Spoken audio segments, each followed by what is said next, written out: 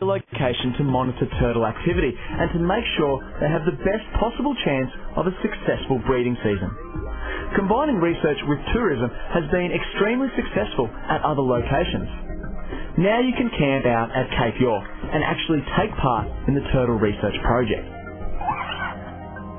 Well, this is home for the next week. The camp's name is Chivaree, which I've been told is named after a local warrior who used to camp in this area. We're positioned right next to the creek, and just across the water is Flinders Beach, where we'll be doing a lot of our work during the week.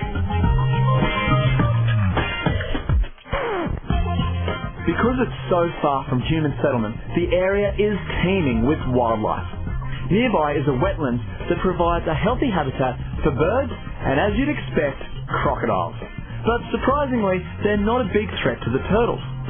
One of their worst enemies comes from the sea. Well, what we've got is a tangle of at least 4 different nets, or pieces of nets that have come in here, and they contain the remains of at least 3 turtles. We haven't unravelled the net, but there's at least 3 turtles here.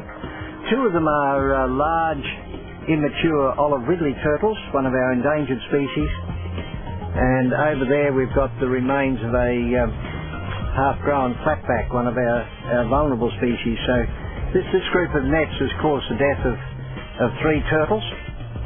And unfortunately, this is the sort of thing that happens every year with the cyclones washing net onto our coast.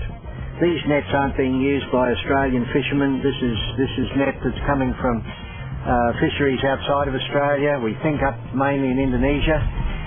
You've got the whole net, got floats and everything. Yeah. The nets wash in during late summer after the cyclones, and often there's no one here to help. Turtles are curious creatures and will swim into the nets looking for food. It doesn't take much for them to become